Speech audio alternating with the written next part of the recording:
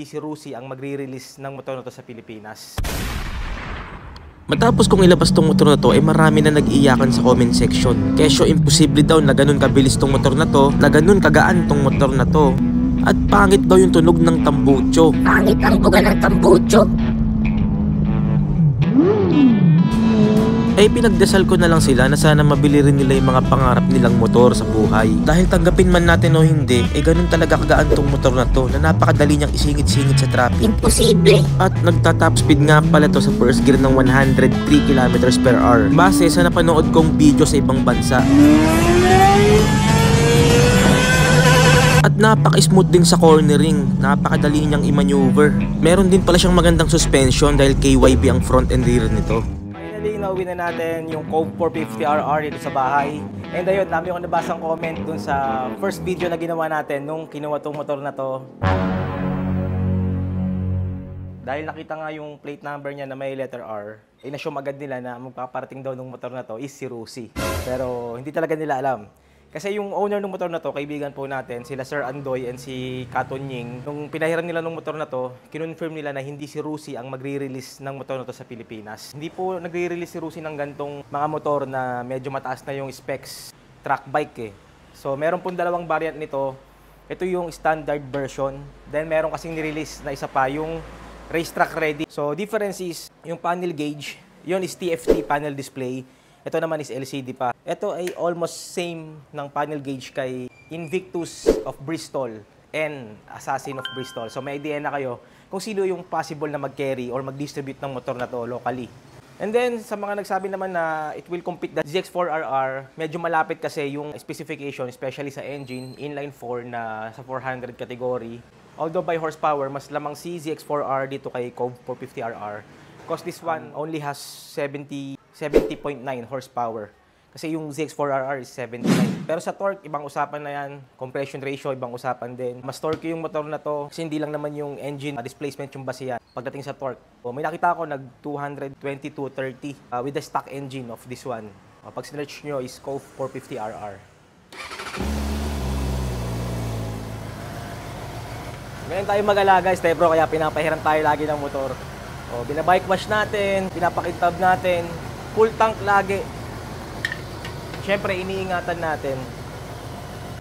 Napakadumi kasi nito nung ginamit ng mga nag-testing. So currently, it has 1,500 kilometers sa kanyang panel gauge, yung reading. And the first change oil na rin siya. According dun sa owner nitong motor, very smooth. Matagal na sa China yung brand ng Cove eh. Kilala yung brand na yan sa China.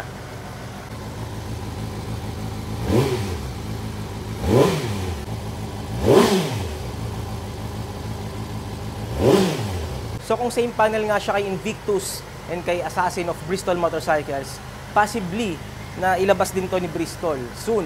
Kung pagbabasihan natin yung mga previous model, like yung Assassin and Invictus na Cove din yung manufacturer. Hindi lang maniwala, 165 kilo. Napakagaan, para ka lang naka R15. Nabigat pa yung ZX4RR. So tingnan natin ang malapitan. Detail. Winglet niya hindi carbon. Pero meron siyang maangas na projector headlight na may DRL na dalawang guhit. Kakaiba yan. Then, obviously, inline 4 engine. Kitang-kita nyo dyan. Dual disc brake sa harap. Mas malaki kaysa dun sa dual disc ni ZX4RR. KYB inverted front shock. Tapos, napakalaki ng radiator nyo. Napakalaki. So far, ito, mas malaki pa yata sa radiator ng R1 eh. So, mula dun sa dulo ng fairings, end-to-end point, ganun kalapad yung radiator niya. Tapos, ito yung catalytic para makapag-comply sa European standard. Para makapag-comply sa emission. Disc brake sa likod, ABS na rin. Ayan po yung sensor.